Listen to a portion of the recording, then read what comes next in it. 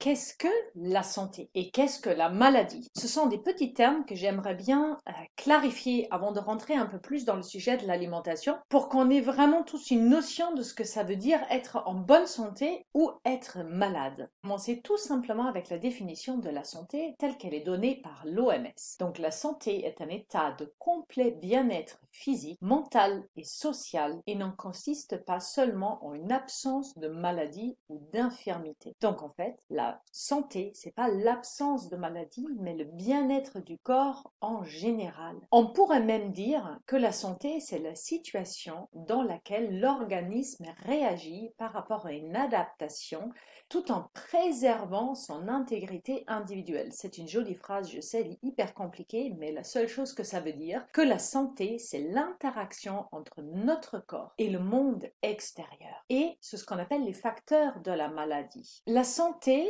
elle est toujours vue par la médecine moderne comme un état parfait où il faut absolument tout soigner, tout prendre en charge. Et quand il n'y a pas de preuves tangibles, c'est-à-dire une analyse de sang, une imagerie ou quoi que ce soit, on vous dit mais madame, vous êtes en bonne santé. Alors qu'on sent pertinemment à l'intérieur de notre corps que rien ne va et qu'il y a vraiment un truc qui cloche, mais on ne trouve pas quoi et on n'arrive pas à mettre le doigt dessus. Et en fait, la santé, c'est aussi tout ça. C'est vraiment comment est-ce que je me sens à l'intérieur de mon corps. Et en médecine chinoise, contrairement à la médecine allopathique, même les émotions sont incluses dans notre état de santé. C'est-à-dire, être dépressive fait que je ne suis pas en bonne santé parce que ça ne concerne pas uniquement mon corps, mais aussi mon mental. Il y a une deuxième notion extrêmement importante en médecine chinoise qu'on nomme le terrain. Notre santé et l'interaction qu'on a avec le monde extérieur dépend de notre terrain. Alors on pourrait dire que le terrain, c'est un peu la génétique, l'état général, mon niveau de stress, mes ressources énergétiques, mon alimentation et mes habitudes. Tout ça, ça va former mon terrain, l'un facteur ou l'autre qui va prédominer, mais en gros, tout ça va influer qui je suis,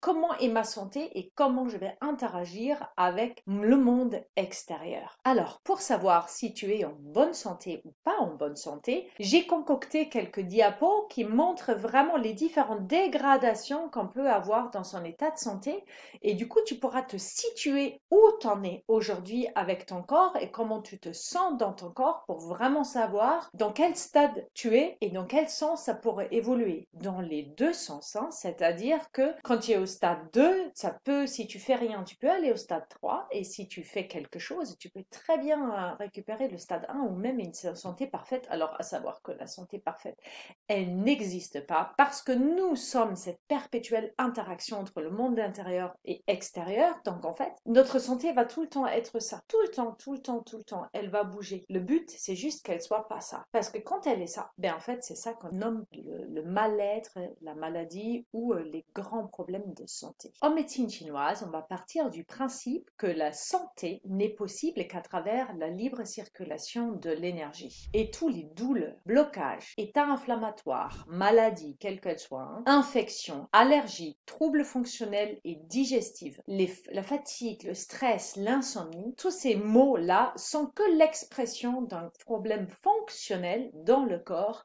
et ce sont des signaux d'alerte. Et dès qu'il y a ce genre de désagréments, il va falloir vérifier comment va mon corps et pourquoi il ne fonctionne pas comme moi je veux qu'il fonctionne. Sachez que notre corps nous présente différents niveaux. Au niveau du niveau 1, nous sommes, tout est passager. Ce sont des douleurs ou des agréments passagers qui apparaissent soudainement et disparaissent vite. Bon, c'est lié à une interaction avec notre monde extérieur ou intérieur d'ailleurs, donc on arrête de se poser trop les questions. Ça peut être des affections saisonnières telles une angine, un rhume ou de la grippe. Donc en fait ça vient, le corps traite et ça part, mais ça ne laisse pas de traces sur la durée. Ça peut être une fatigue suite à un effort ou un stress immédiat. Les maîtres mots qu'on trouve là-dedans, hein, quand on parle de ses propres mots, c'est occasionnel, passager et léger. Donc quand vous vous entendez parler vous-même de votre maladie ou de vos affections, ben, vous allez utiliser ces mots-là. Ils montrent que le corps a besoin d'un peu de répit, mais qu'en général, il sait bien se défendre. Le niveau 2, c'est que ces choses-là deviennent récurrentes, c'est-à-dire on a des douleurs ou des désagréments passagers qui apparaissent régulièrement et ne s'améliorent pas forcément par des médicaments occasionnels. C'est-à-dire ça améliorerait sur le coup, mais ça va quand même revenir. C'est par exemple les allergies, les problèmes digestifs, comme les remontées acides, les douleurs, les crampes, les douleurs de règles qu'on a aussi à chaque cycle un petit peu, des fois un peu plus, des fois un peu moins, voilà. C'est de la fatigue régulière. C'est quand on se dit oh là là j'ai besoin de vacances. Là on a vraiment trop tiré sur la corde et le corps manifeste cet état. Donne-moi un peu plus de répit là. Les maîtres mots là-dedans sont souvent, régulièrement, ou des expressions quand il fait froid ou quand je suis stressé ou tous les ans. C'est-à-dire que à chaque fois qu'une situation se répète, notre corps va répéter exactement la même chose. Là, on est déjà dans un niveau où ça revient régulièrement. Il faudrait déjà se dire mince, en fait, il y a un dérèglement qui est en train de se mettre en place et de s'ancrer dans mon corps. Donc le corps ici, il lutte, mais il arrive encore bien à résoudre le problème. Au niveau 3, on est déjà dans le volet chronique. Ce sont des douleurs, désagréments passagers qui sont tout le temps présents et ne s'améliorent pas du tout. Donc, on a besoin d'un médicament permanent. C'est les traitements de l'hypertension, du diabète, de l'endométriose, des problèmes hormonaux ou les inhibiteurs de prompapotron pour les acidités de l'estomac ou plein d'autres médicaments qui rentrent là-dedans aussi. Donc, on a dans ces cas-là les allergies, l'asthme allergique et des problèmes de digestion récurrentes et graves, mais aussi les fractures de fatigue, même si c'est un événement très précis, une fracture de fatigue montre que le corps est vraiment épuisé et qu'il n'y avait pas de raison. S'il y a quelqu'un qui me rentre avec la voiture dedans et ça me casse une jambe, oui, effectivement, là, c'est pas forcément lié à mon terrain. Mais en fait, si on se casse une jambe alors qu'on ne devrait pas se casser une jambe, ça, c'est inquiétant. Donc, il y a une déficience chronique sous-jacente. Ce sont tous les IT, sont les états inflammatoires, les gastrites, thyroïdites, les maux de tête chroniques aussi, même si ça n'a pas de IT à la fin, les dermatites, tout ça, ce sont des inflammations que le corps montre que le corps est dans un état de stress et de dysfonctionnement chronique et avancé. L'épuisement, là on n'est plus dans la fatigue, on est vraiment dans l'épuisement. On n'arrive pas à se ressourcer correctement. Et je rajoute quelque chose qui est très très important dans cet état-là aussi, c'est la frilosité. Pieds et mains froids, nez froid, mais surtout la frilosité. Quand le corps n'a plus suffisamment d'énergie pour se réchauffer correctement. Alors que vous pouvez être en bonne santé partout ailleurs, mais à partir du moment où vous êtes frileuse, le corps manque cruellement d'énergie. Les maîtres mots, quand on parle de ces désagréments, on dit tout le temps, en permanence ou depuis longtemps. Là, le corps lutte, mais s'arrange avec la situation. Il maintient en fait le vivant, mais il a arrêté de vouloir s'en débarrasser parce qu'il sait qu'il peut pas. Donc, il s'arrange avec la situation. Le niveau 4, là, on est vraiment dans un niveau grave où il faut absolument faire quelque chose. Là, nous sommes dans les maladies graves avec des médicaments à vie et des interventions chirurgicales. Là, c'est tellement grave que l'organe même a été affecté. Donc, il va falloir mettre le bistouri et il va falloir découper quelque chose et réparer quelque chose. L'organe est atteint d'une matière vitale et visible. Et ça, c'est grave parce que c'est la dernière chose qui se passe dans tout l'état fonctionnel du corps. Ce sont par exemple des tumeurs, des excroissances, des déformations, des lésions des tissus comme des ulcères, polypes ou des encrassements où il va falloir enlever comme des calculs ou l'artériosclérose. Là, on est déjà dans le burn-out, c'est-à-dire la personne, elle a épuisé toutes ses réserves énergétiques, elle est tellement fatiguée qu'elle n'arrive plus à se relever. Les maîtres mots ici sont opération et lésion. On pourrait rajouter tumeur, mais en fait, ce n'est pas tout ça. Donc ça, ce sont des signes qui sont vraiment graves où le corps est dépassé et il a besoin d'aide extérieure. Aucun de ces états est mortel et grave, mais il faut les prendre au sérieux. Il faut regarder son corps et il faut se dire non, je ne vais pas juste prendre un médicament et ça va aller mieux demain.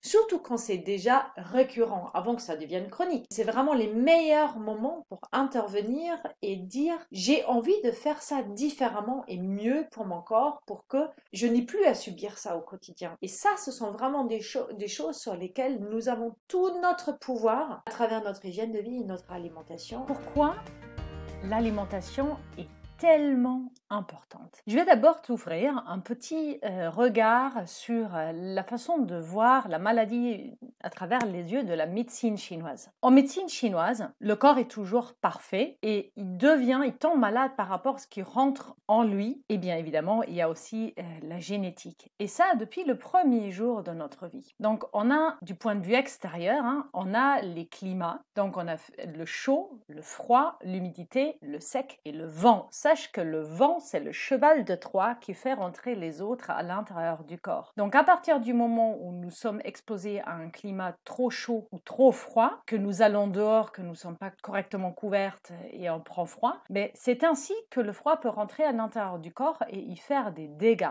Après, il y a les 7 passions. On peut tomber malade à travers une émotion. Chaque organe a sa propre émotion. En fait, le foie, c'est la colère. Le cœur, c'est la joie. La terre, c'est la pensée, la cogitation, la rumination. Le poumon, c'est la tristesse. Et le rein, c'est la peur. Et à partir du moment où une grosse émotion survient, elle peut endommager un organe ou un système circulatoire. On sait très bien que quand on a une très grosse frayeur, on peut se faire pis dans sa culotte. Ça, c'est typique. Peur, en fait, qui déclenche les urines. Quand il y a quelqu'un qui est très triste et à un moment donné, il devient tout recocrié, il y a tout le poumon, en fait, ici devant qui se ferme. Ça, c'est un grand classique de la tristesse. Donc, en médecine chinoise, on part toujours du principe que ce n'est pas externe au corps, c'est pas la psychologie et le corps. Non, en fait, les deux font un. Il y a bien évidemment la génétique. La génétique, c'est on appelle ça le gene inné au niveau de la médecine chinoise. C'est ce qui nous est donné à travers notre héritage de nos parents. Et là, on ne peut rien y faire, sauf que chacun de nos gènes a un bouton on et off et que plus de 90% de notre matériel génétique n'est pas actif. C'est-à-dire, on a 90% de potentialité non utilisée et 10% qui s'expriment. Donc, soignons bien les 10% qui s'expriment. Après, il y a évidemment les lésions traumatiques. Ça, c'est accident, je me coupe, je me casse une jambe. Ça dépend pas forcément de notre hygiène de vie ou de notre bonne alimentation. Il y a les épidémies et les parasites desquels on dépend et qu'on rencontre, mais c'est normal. Donc, en fait, le corps est armé pour ça, pour se défendre contre les virus, les bactéries et tout ça. Et ça dépend de notre terrain, de ce qu'il va en faire. Mais on va beaucoup parler du terrain. Il y a bien évidemment le régime alimentaire, parce qu'avec les régimes alimentaires, nous allons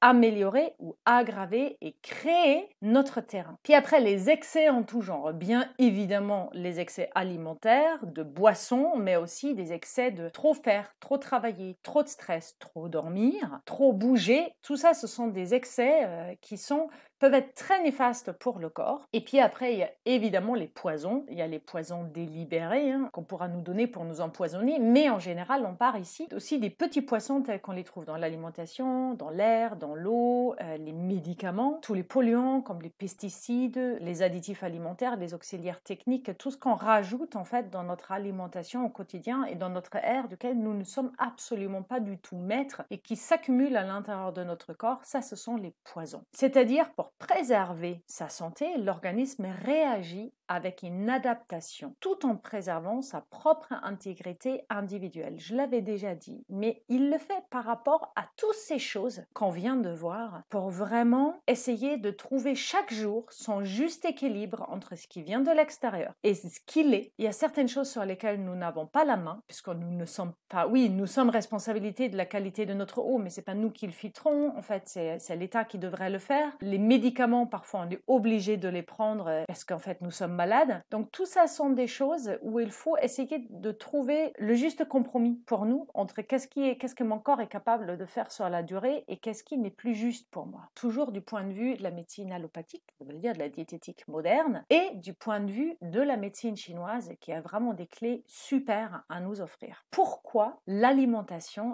est un facteur aussi primordial dans notre santé? En fait, c'est très simple. On mange 3 fois par jour. Ce que vous mangez devient votre corps. Je répète et écoutez bien la phrase. Ce que nous mangeons devient notre corps. Notre corps est fait de molécules et ils viennent de ce qu'on a mangé. Et il les transforme et les arrange pour qu'en fait on puisse les utiliser dans la construction de notre corps. Par exemple, les protéines que nous mangeons deviennent la plupart du temps des parties de notre chair. Les minéraux qu'on mange voyagent dans nos dents, dans nos cheveux, dans nos tendons et dans nos os. Les glucides que nous mangeons deviennent notre énergie et notre capacité à être vivant. On a un métabolisme de base et puis après toutes nos activités quotidiennes. Les métabolismes de base, c'est uniquement basiquement, respirer, cardiaque, digestion, aller faire pipi caca, dormir. Voilà, ça c'est le métabolisme de base. C'est juste le strict minimum du fonctionnement du corps sans qu'on ait fait quoi que ce soit. Juste le fait qu'il nous tient vivants. Et après, on a toutes les lipides, les graisses, très très très importantes dans notre alimentation, qui deviennent toutes les liants en fait qu'il y a à l'intérieur de notre corps. Ils sont très importants aussi pour les hormones, toutes les cellules, pour la circulation sanguine, pour notre cerveau, tout le flux nerveux. Tout ça, c'est super important. Et à partir du moment où on mange des produits qui sont trop pollués et qui sont pas de bonne qualité et qui sont pas ou pas suffisamment, hein, il y a des gens qui suppriment la viande, c'est pas grave hein, de supprimer la viande, mais qui la remplacent pas suffisamment par mangeant d'autres protéines. Il y a des gens qui suppriment le gras parce qu'ils pensent que c'est mauvais pour le corps. Il y a des gens qui suppriment les glucides parce que ça fait grossir. Et tout ça crée des lésions dans notre corps sur une très longue durée. Et c'est pas tout de suite qu'on le voit, c'est des années après en fait que ça va s'exprimer dans notre physiologie. Donc il est très important de soigner la plupart du temps, hein, je ne veux pas dire tous les jours parce qu'en fait on est tous humains, on est tous incarnés, on a tous une vie, on n'est tous pas tous les jours parfaits, mais on essaye la plupart du temps de mettre des choses dans notre corps qui nous permettent d'être en bonne santé et de soigner notre véhicule terrestre. Donc, il faut jamais oublier aussi que cette alimentation, elle nous donne de l'énergie pour qu'on mette en route ce véhicule terrestre et pour qu'on puisse se balader avec lui au quotidien. N'oublie jamais que ton corps, tu le reçois à ta naissance et tu le habites jusqu'à ta mort. Et entre-temps, c'est toi qui en es responsable. Imagine que ce soit une voiture et que tu en as une seule voiture pour toute ta vie. Donc quand elle est neuve, quand tu es bébé, tout va bien. La plupart du temps, on tombe rarement malade, c'est pas trop un souci, tout va bien. Et au fur et à mesure, ça se dégrade parce que la voiture, elle vieillit. Donc comme une voiture, il va falloir que tu la nettoies, que tu l'entretiennes, que tu fasses en sorte d'échanger des pièces s'il le faut, d'échanger les fluides à l'intérieur de ta voiture et de mettre la bonne essence. Et c'est pareil pour le corps. Il faut les nettoyer de l'intérieur, de l'extérieur. Il faut les donner de la bonne alimentation. Hein. En fait, c'est comme si tu avais une voiture qui était un diesel, tu mettais de l'essence dedans, ça ne fonctionne pas. C'est pareil pour ton corps. Certaines choses ne sont tout simplement pas adaptées à notre nutrition. Puis après, ça sera bien de le vider de temps en temps, hein, faire un vrai vidange, faire un jeûne, faire un nettoyage, faire le vide. Quand tu dois remplacer les pièces, en fait, heureusement qu'on n'est pas obligé de le faire quand il y a des opérations, mais aussi parfois quand on a besoin de nettoyer un organe spécifiquement ou de mettre des lunettes, hein, c'est comme c'est échanger les petites ampoules dans nos phares. Tout ça, c'est important. Donc, ce corps, il te permet d'être qui tu es, d'exprimer, d'être en interaction avec les autres, de te balader à l'extérieur, d'aller travailler, d'embrasser quelqu'un, de prendre quelqu'un que tu aimes dans tes bras. C'est grâce à ton corps que tu peux le faire. Parce que si tu n'as plus de corps, ou que ton corps, par exemple, il est tellement malade que tu es cantonné au lit et que tu ne peux plus bouger, ça te montre à quel point, en fait, ton corps est important. Ta première intention devrait être tous les jours, qu'est-ce qui fait du bien à mon corps pour que moi, je puisse aller le mieux et le plus loin possible avec ce corps et m'y sentir bien. Parce qu'à partir du moment où il y a le mal-être qui s'installe dans le corps, qu'il y a des douleurs, des difficultés, on se sent mal dans sa peau, soit parce qu'on a des douleurs, soit parce qu'on n'aime plus le corps dans lequel on habite. Et ce sont des choses qui s'améliorent énormément à travers l'alimentation parce que, en fait, et ça c'est un point de vue aussi assez spécifique de la médecine chinoise, la rate, quand on parle de la rate en médecine chinoise, on parle du système digestif dans sa globalité. C'est-à-dire, c'est la capacité du corps de transporter et transformer ce qui vient de l'extérieur, c'est-à-dire notre bol alimentaire. Mais c'est valable aussi pour nos expériences, pour nos émotions.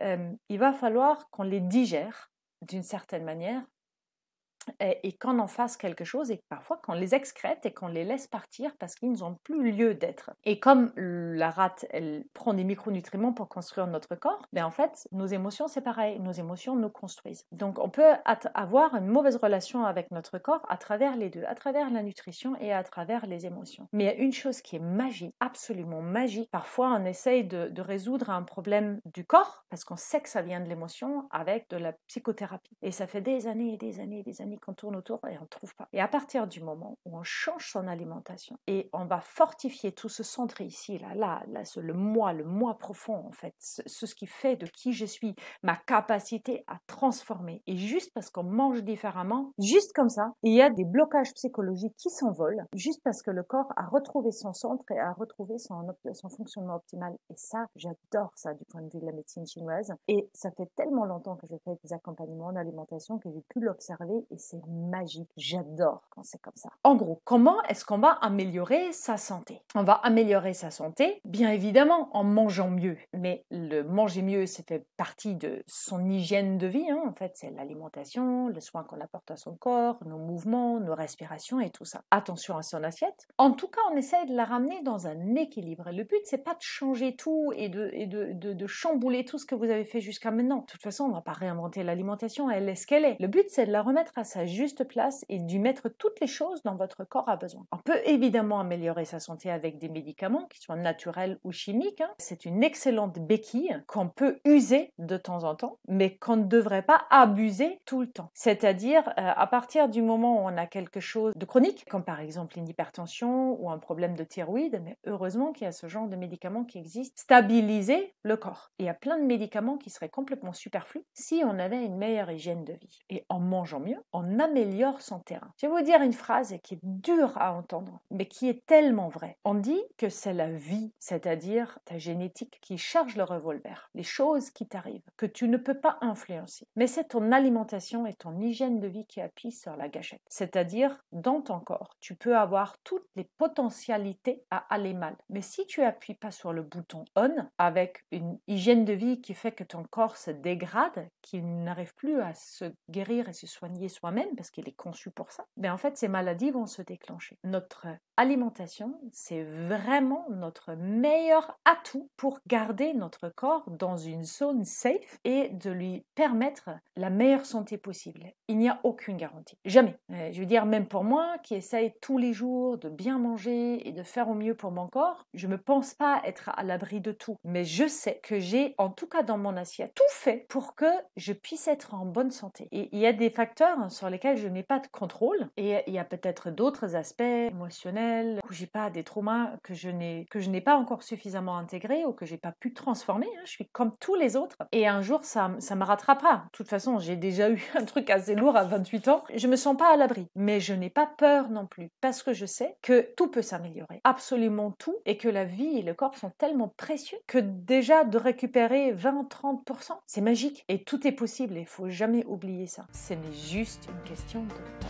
Parlons donc de son fameux terrain. C'est quoi un terrain? Comment il se forme? Comment il existe? Comment il s'exprime? Imagine ton corps comme s'il était une planète sur laquelle il y a différentes zones climatiques, sur lesquelles il y a le plus différentes zones géographiques. Il y a de l'eau, il y a de la forêt, il y a du pays, il y a de la glace, il y a plein de différentes formes de pays pour y vivre. Et il y a plein de différentes populations. Il y a celles qui habitent au nord, après il y a ceux qui habitent au sud, et après il y a ceux qui habitent au milieu, et après il y a ceux qui vivent dans des climats très secs, d'autres dans des climats très humides. Et c'est pareil dans ton corps. Il y a des différents milieux, il y a certains qui sont humides, comme ta bouche ou comme ton vagin, par exemple, si tu es une fille. Tes yeux, ton nez, tes muqueuses, tout ça sont des milieux humides. Après, tu as des milieux qui sont plus secs, comme ta peau, contrairement à ta muqueuse, ta peau est sèche. Tes cheveux, tes os, ils sont plutôt secs à l'intérieur. En tout cas,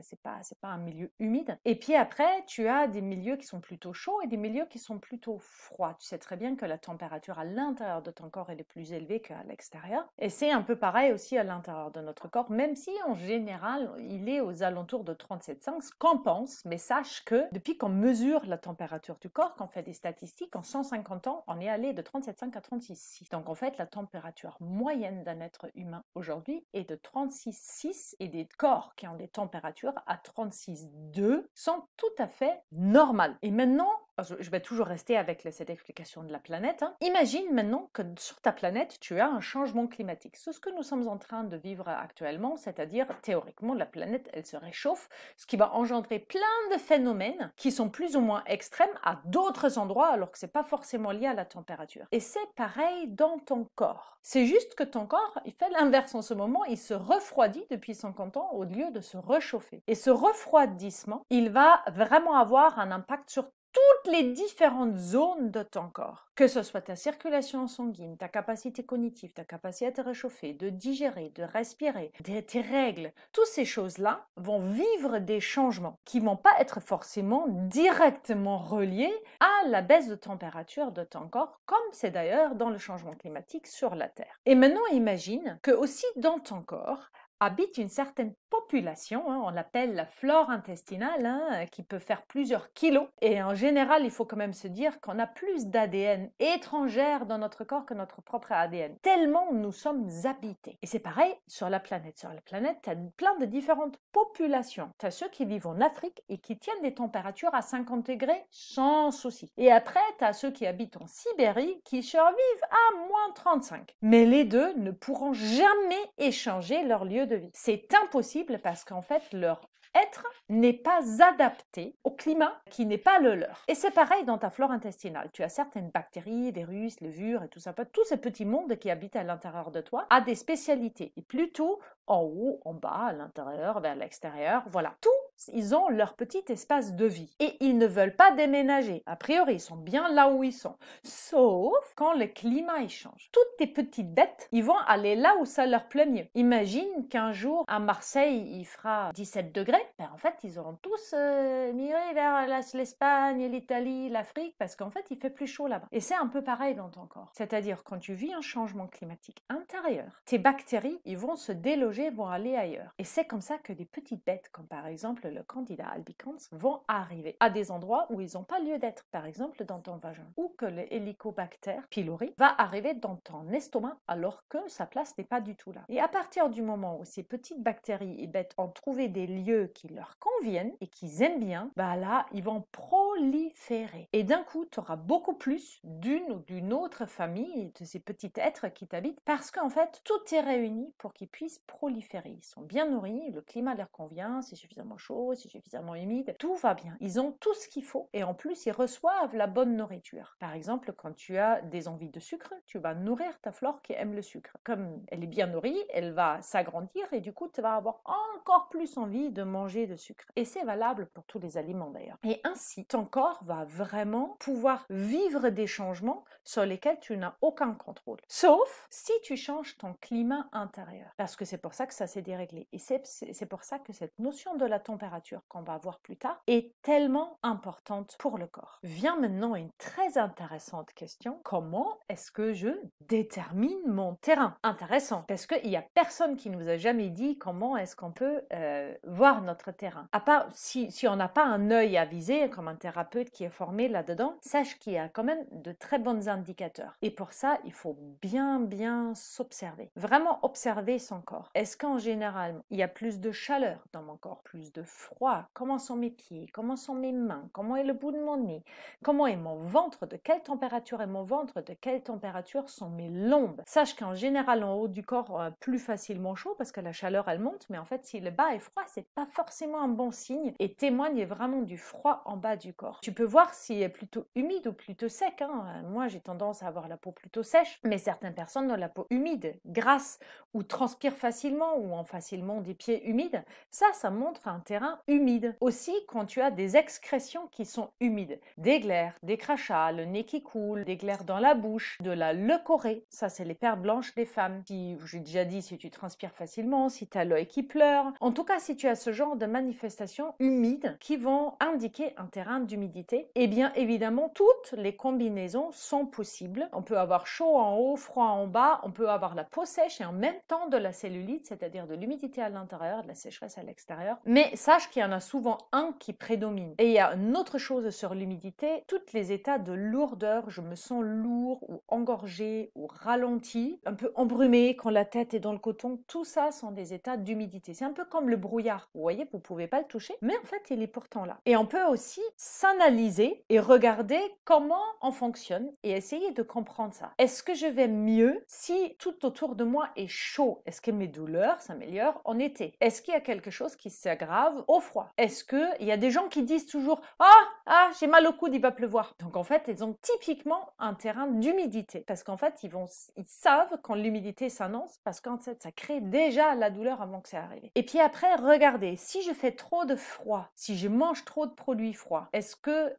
ou je suis dans le froid extérieur, est-ce que j'ai des choses qui s'aggravent? Est-ce que je me sens mieux au froid ou est-ce que je sens mieux à la chaleur? En général, je vous assure, la plupart du temps, les gens se sentent mieux à la chaleur. Mais certaines personnes ne supportent pas la grosse chaleur et d'autres en ont besoin de la chaleur, ce qui n'est pas la même chose que d'aimer la chaleur. Après, il y a quelque chose de très intéressant, c'est un peu observer ces selles et toutes ces excrétions. Comme j'ai déjà dit, hein, les glaires, ce qui coule du nez, ce qui coule de la bouche, ce qui coule du vagin, et nos selles sont très très importants et ils sont vraiment des super indicateurs parce que vous pouvez avoir des selles molles sont humides. Il y a des selles qui peuvent être liquides. Souvent, quand c'est liquide, c'est un bon indicateur de froid. Elles peuvent être dures et condensées. Là, c'est plutôt un indicateur de chaleur. Et puis après, elles peuvent être variables. Un coup comme ci, un coup comme ça, ou en bi, un coup ça coule. Enfin, un coup ça, un jour on peut y aller, un jour un autre. Quand c'est variable, c'est du vent, comme du bourrasque de vent. Un coup c'est ici, un coup c'est là. Et c'est plutôt des signes de stagnation qui peuvent être liés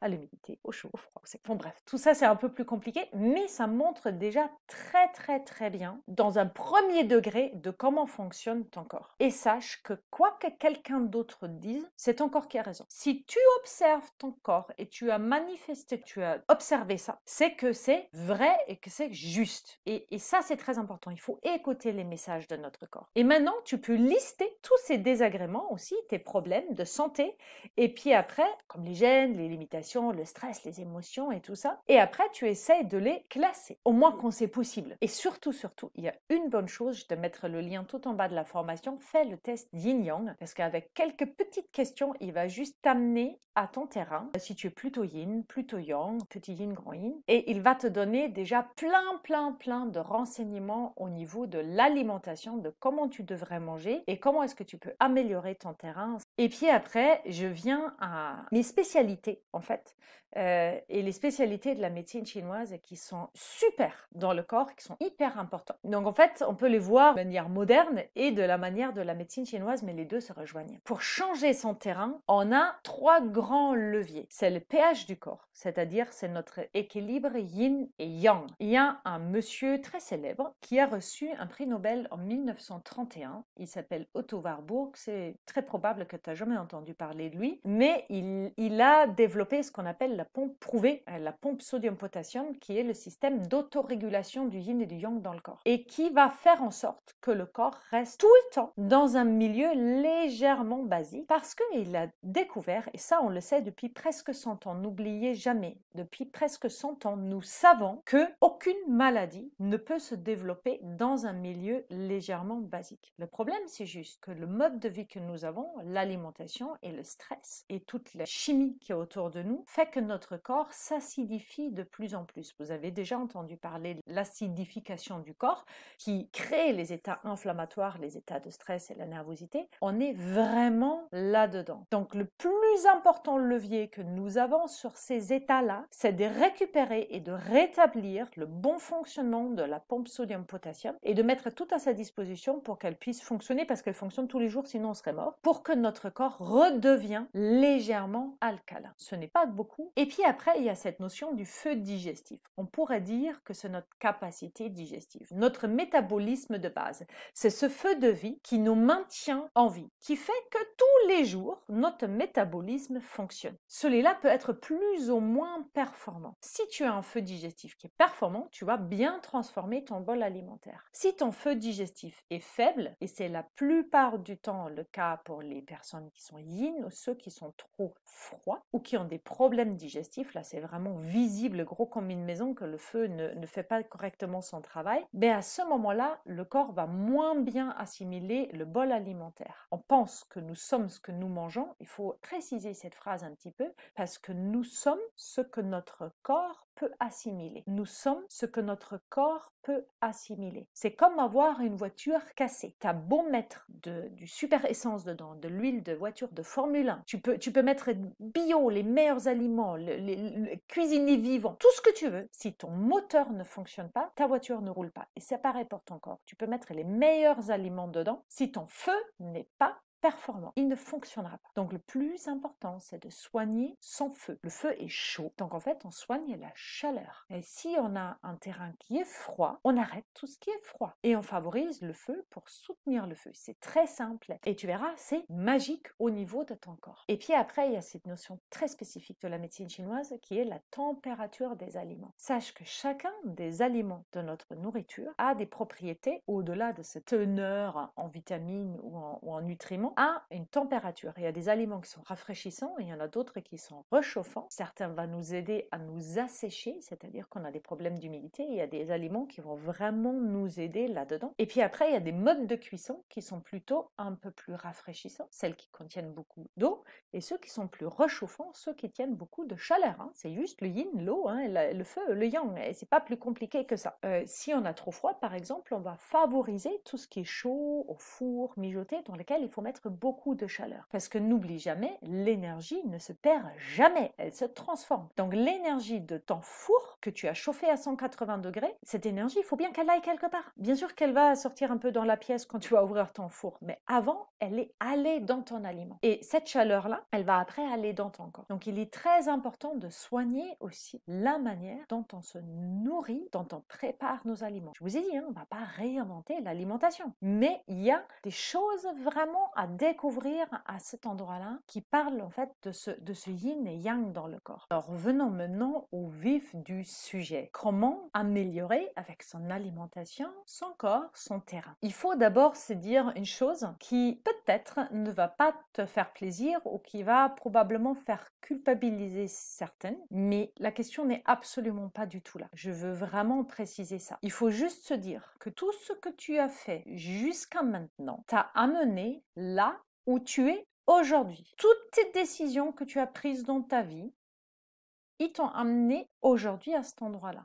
Même les décisions que tu as faites pour les choses que tu as prises dans ton assiette. Et si ton corps ne s'en sort pas d'une manière optimale aujourd'hui, c'est probablement lié à ça. Ce n'est pas du tout une question de faute de culpabilité parce que la plupart du temps, on le fait à notre insu et malgré nous, malheureusement. Alors c'est ok, mais il faut l'accepter et le conscientiser qu'il y a cette part, toutes ces décisions-là, tous ces plats, toutes les choses que tu as mangées ont contribué à ce que tu es aujourd'hui. De toute façon, sache que je ne pense pas que tu peux faire pire que ce que moi j'ai infligé à mon corps avant mes 28 ans. Ça fait des dizaines d'années que je fais des analyses alimentaires avec des gens. Je n'ai jamais vu pire que ce que j'ai fait. Donc ça va. Franchement, j'ai tout vu, c'est pas grave. Donc il faut à partir de maintenant plutôt commencer à manger ce qui équilibre le terrain, arrêter de manger ce qui va aggraver notre terrain. C'est aussi simple que ça, mais ça nécessite un peu de savoir. Et sache que ce savoir, il est disponible de partout. Et il faut aussi donner tout ce qu'il faut à ton corps pour qu'il puisse correctement se construire et avoir de l'énergie. Donc il faut tout simplement apprendre à bien manger. Ça veut dire quoi, bien manger? À quel moment est-ce qu'on a appris à bien manger dans notre vie? On a appris à cuisiner, on a quelques notions, et puis après on a les pubs qui nous disent qu'il ne faut pas manger sucré et gras, et il faut manger 5 fruits et légumes par jour. Mais en général, on n'en a jamais appris. C'est-à-dire, on nous apprend à marcher, à écrire,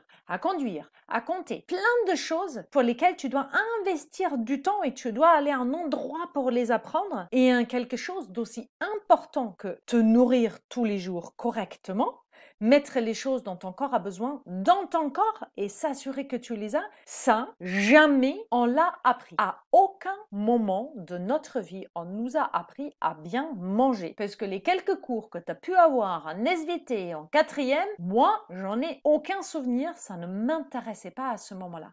Et comme ma mère, par exemple, elle ne va pas le savoir, c'est un minimum, quoi. Elle n'a pas pu me le transmettre non plus, et sache que ma mère, aujourd'hui 75 ans, elle a appris comme moi et elle adore comme moi. Donc voilà, c'est bien de savoir que nous ne savons pas manger et qu'on ne l'a jamais appris, mais comment est-ce qu'on fait pour l'apprendre? Alors, je te donnerai plusieurs astuces, plusieurs étapes à suivre, à faire pour apprendre à bien manger. C'est le chemin que moi j'ai pris, qui m'a beaucoup aidé. Il m'a pris à peu près 15 années, mais aujourd'hui, je te partage en fait ces petites astuces pour que tu n'as pas à les chercher avec toi-même. Donc la première chose, tu peux chercher de l'aide à l'extérieur. C'est-à-dire, par exemple, un mentor. Quelqu'un dont ça te plaît ce qu'il dit et ça te parle et tu trouves ça bien et tu te dis, tiens, c'est sensé. Quelqu'un qui sait, qui connaît, qui fait et qui a fait le chemin que toi, tu t'apprêtes à faire. C'est-à-dire reconquérir sa santé à travers l'alimentation. Essaye de choisir quelqu'un qui t'est proche. Par exemple, quand une femme petite et menue,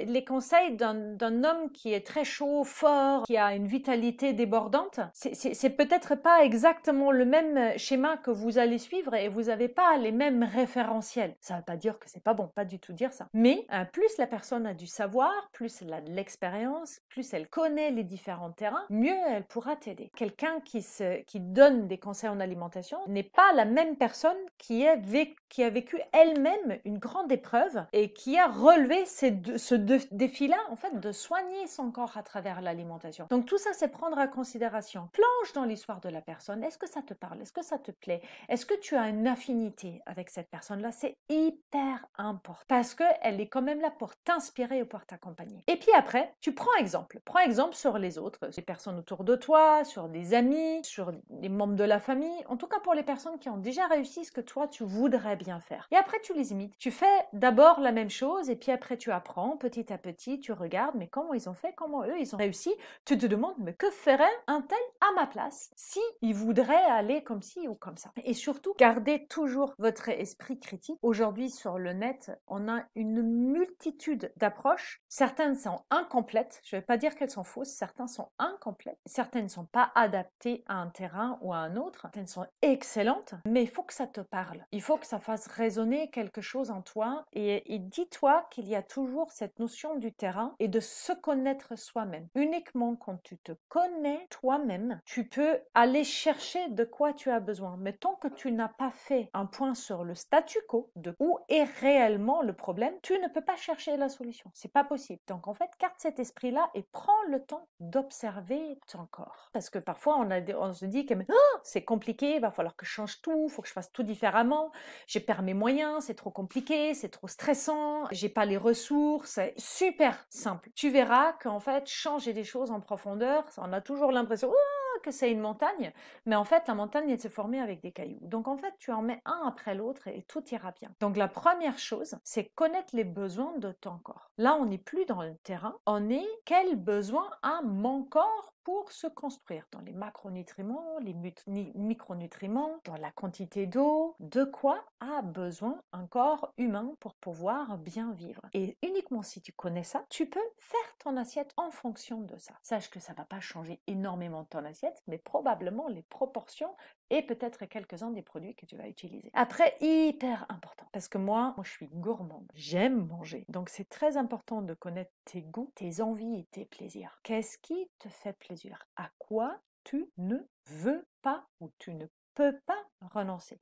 Il y a des gens qui me disent ça très clairement, non mais jamais je pourrais arrêter ça. Mais la question c'est pas de l'arrêter, la question c'est de le mettre à sa juste place. Sois conscient de ça pour que tu ne rentres pas dans un moment de frustration et tu te dis j'ai plus le droit à ceci ou cela. T'as le droit à tout. T'as le droit aux pires conneries si tu veux les faire. Mais il faut que tu saches les équilibrer pour qu'ils ne nuisent pas à ton corps. Je vais te donner un secret que je donne d'ailleurs que ici. Quand je suis vraiment très mal dans mon corps et quand tout s'écroule et quand le monde est mauvais et j'ai juste une envie de se me foutre avec ma couverture sur mon canapé et j'ai juste envie qu'on me laisse tranquille, je vais m'acheter un paquet de bonbons, un certain paquet de Haribo qui sont les fraises et les framboises. Donc je sais que c'est hyper mauvais pour le corps, entre le sirop de glucose qui est dedans, entre les additifs alimentaires, entre le sucre, entre les colorants, tout. Mais en fait, nous avons tous ces moments dans notre vie où, et après, je l'ai fini et je me sens mal, j'ai mal au ventre, mon corps est mal, je me sens pas bien, et puis après, je vais aller me chercher du bouillon. Mais on est tous humains. Donc en fait, on a tout ça. Le but, c'est juste de pas le faire tout le temps, mais de le faire d'une manière équilibrée. Parce que tout ce qu'on fait à l'excès n'a pas de valeur. Ni dans le très mauvais, ni dans le hyper sain.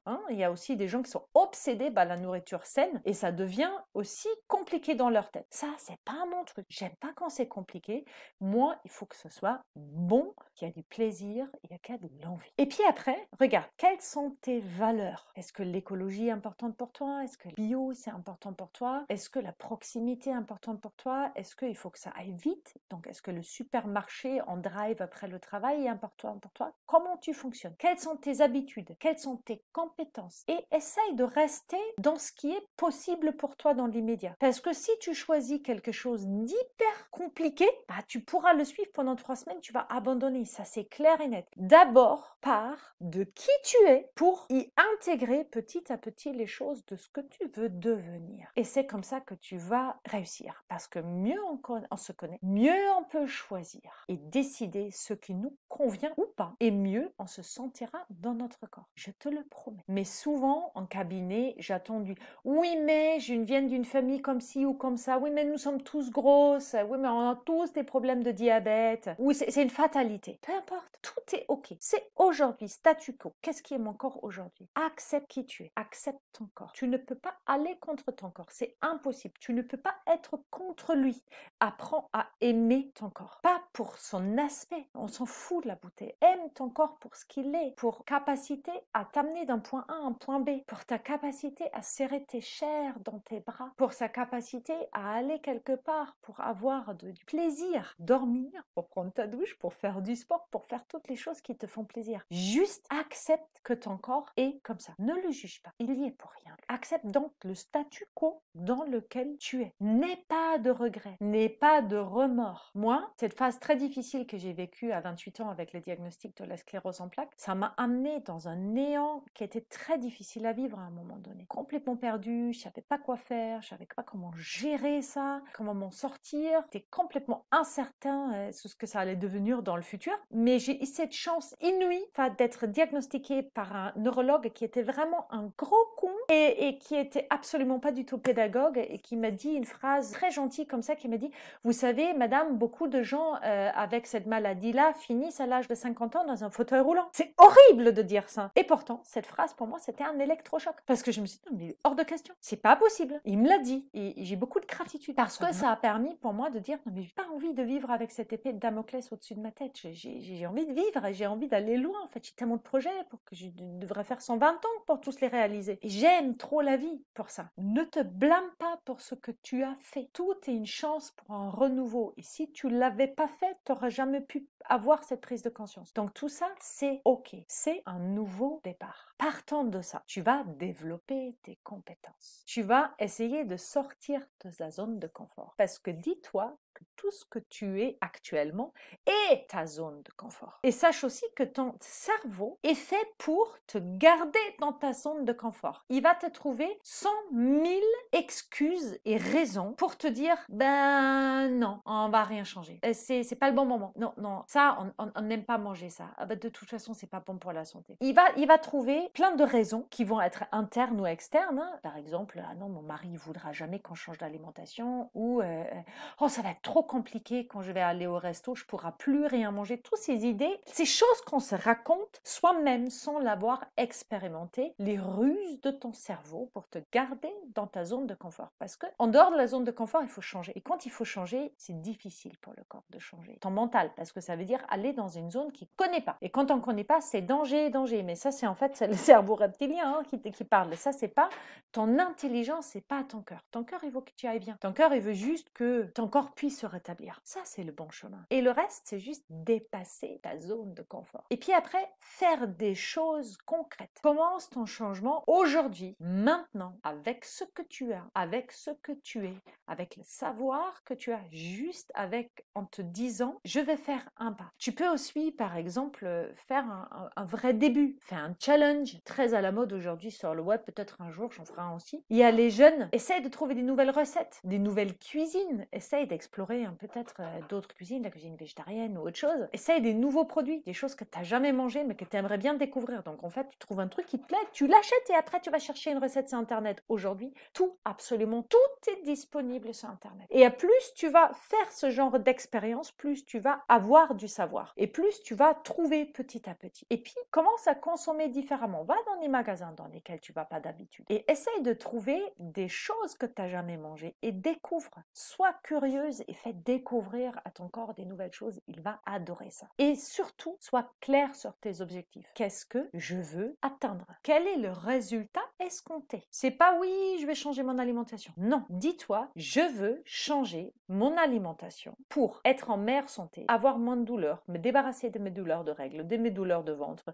de mes problèmes digestifs, de ma maladie de Crohn, de mes maux de tête récurrentes, de mon froid interne, de ma fatigue, de mon stress, de mon hyperémotivité. Tout ça, tout, absolument tout. Il n'y a rien qui ne se gère pas par l'alimentation. En tout cas, ce sont les bases. Sois clair ce que tu veux faire. Écris-le, fais-toi un cahier, écris dedans. Atteindre tel état de santé. Parfois, on est capable de faire des compromis. Il y a des petites choses qui nous dérangent. Ok, bon, en fait, les lunettes, bon, ok, on va les accepter. Mais peut-être pas ta maladie. Donc, c'est très important de trouver le juste équilibre de qu'est-ce que tu veux améliorer dans ton corps. Et après, aime ce que tu fais. Aime ce que tu manges. Il faut que ce soit bon. Quand c'est pas bon, quand tu aimes pas, quand c'est trop compliqué, tu ne vas pas le faire. C'est sûr et certain. Parce que quand ça demande un tel effort, c'est trop compliqué. Et on lâche, je te promets. Et il y a un autre levier qui est affronter les incertitudes qu'on peut avoir. Choisir, c'est savoir avant de décider. Donc savoir les choses, tout ce que j'ai énuméré, savoir de quoi a besoin ton corps, savoir de quoi tu as envie et savoir où tu veux aller sont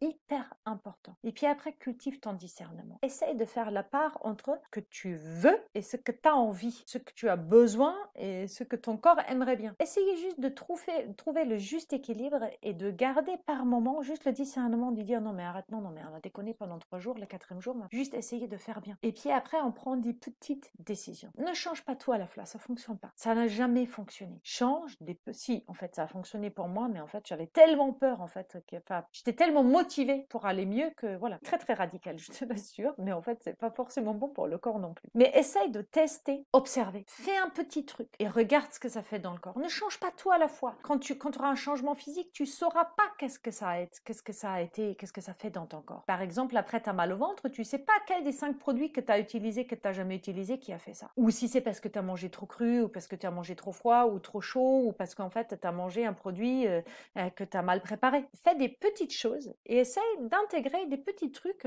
petit à petit et tu verras que petit, ça fait très grand. Et ça va, d'un coup, tu vas gagner en certitude, tu vas gagner en expertise de toi-même et tu vas comprendre mieux tes ressentis personnels dans ton corps. Et on n'a pas l'habitude. Pour ça, par exemple, tu peux te faire un petit carnet. Tu peux écrire dans ce carnet. Ça fonctionne super bien. Tu écris ce que tu manges et derrière, tu écris si tu as eu des manifestations physiques, notamment dans tout ce qui est problème digestif. C'est très, très, très utile ça. Mais dernière clé de la réussite, changer, évoluer doucement et ne pas bousculer d'un coup. C'est vraiment accorde-toi de la douceur. Fais les choses dans le respect de toi et dans ce que tu es capable de faire et ne te fous pas la pression que tu le changes maintenant et tout de suite. Dis-toi chaque jour un petit peu mieux. Dis-toi 1% est toujours mieux que 0%.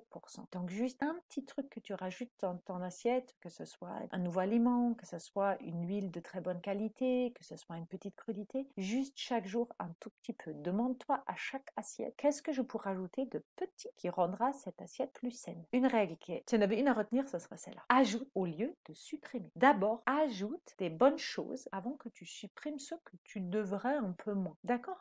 Mais donne cette idée à ton cerveau que tu as le droit à plus, encore plus, et pas à toujours moins comme c'est fait avec beaucoup de régimes. Fais plaisir à ton corps, pas seulement à tes goûts. C'est important de faire les deux, bien évidemment. Je suis la première à le dire parce que je kiffe quand c'est bon. J'adore la cuisine. Je suis capable de claquer un fric fou dans des bons restos.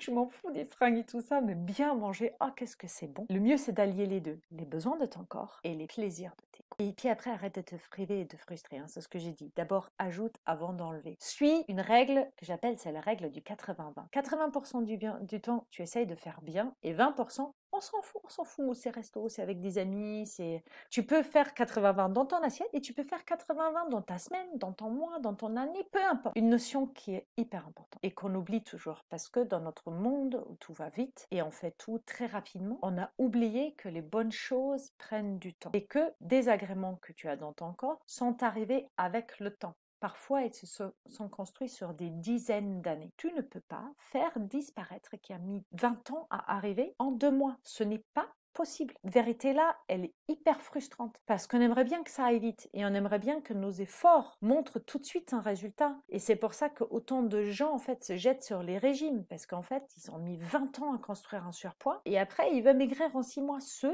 n'est pas possible. Surtout pas quand tu veux que ça soit durable, quand tu veux avoir un vrai changement dans ton corps, quand tu veux que les choses qui amenaient ton corps à devenir comme ça, à leur état d'origine. Donc ça prend du temps et c'est chouette parce que ça nous enlève cette urgence de tout devoir faire tout de suite et super bien maintenant tout de suite, mais ça nous ouvre la porte à laisser les choses arriver en douceur et à prendre en douceur, pas à pas. Dis-toi une chose qui est frustrante et en même temps merveilleuse. Chaque corps se renouvelle en 12 ans. En 12 ans, il est tout neuf. Chaque cellule de ton corps se renouvelle. Certaines cellules prennent très longtemps, hein, les os, c'est très longtemps à refaire, ça prend à peu près 12 ans. Les cellules des intestins, c'est assez rapide, ça prend 2 jours. Par exemple, le foie, c'est 3 ans. En médecine chinoise, on dit au bout de 7 ans. 7 ans. Hein, c'est frustrant 7 ans. Mais au bout de 7 ans, tu as accompli ton changement. Parce que le reste, tu ne le vois plus. Les 5 ans qui restent, le plus gros effet. Parce que ton corps, c'est pas qu'il renouvelle tous les os au bout de 12 ans.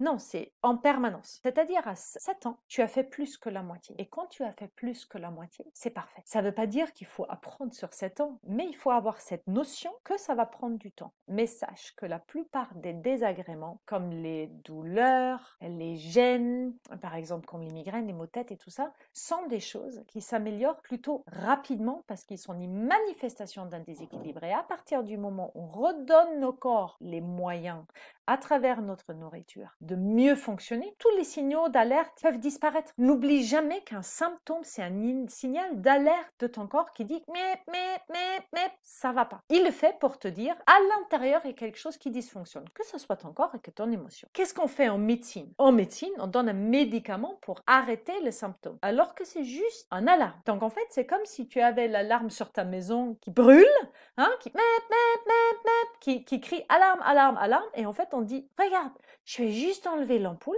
comme ça clignote plus et tout va très bien. Tu n'as plus aucun problème. Au lieu d'appeler les pompiers et d'arrêter l'incendie de ta maison. Et c'est ça en fait le problème de la médecine d'aujourd'hui, c'est qu'on est symptomatique. C'est-à-dire on va soigner des symptômes au lieu de soigner le terrain. Et là, quand le terrain est en feu, franchement, il faut y aller. Mais sache que c'est possible, que c'est beaucoup plus facile qu'on ne le croit. Moi, je l'ai fait. Et que toi, tu es la seule personne à pouvoir le faire pour toi. Personne ne pourra le faire à ta place. Tu es la seule personne qui met la cuillère à ta bouche. Donc en fait, c'est toi qui es responsable de ce qui est dessus. C'est à toi de prendre soin de toi. Offre-toi cette possibilité de te soigner à travers ton assiette, à travers tes médicaments, tes alicaments que la nature nous met à disposition, que tu as partout et qui sont faciles à trouver. Et tu verras que tu vas aller beaucoup, beaucoup mieux, pas si longtemps, avec pas autant d'efforts que ça. Et en plus, ça sera bon. Ce sont les règles les plus importantes. Si cette vidéo vous a parlé et vous vous êtes reconnu dans cette approche au corps, n'hésitez pas à la liker, commenter et la partager et vous abonner à cette chaîne. Ça vous permettra de nous rendre un peu de cette énergie qu'on vous partage à travers les vidéos de cette chaîne pour la faire grandir et la rendre utile au plus grand nombre. Et si vous avez envie d'aller plus loin dans cette approche au corps avec nos programmes d'accompagnement et nos formations, cliquez sur le lien qui est sous cette vidéo. Prenez soin de vous.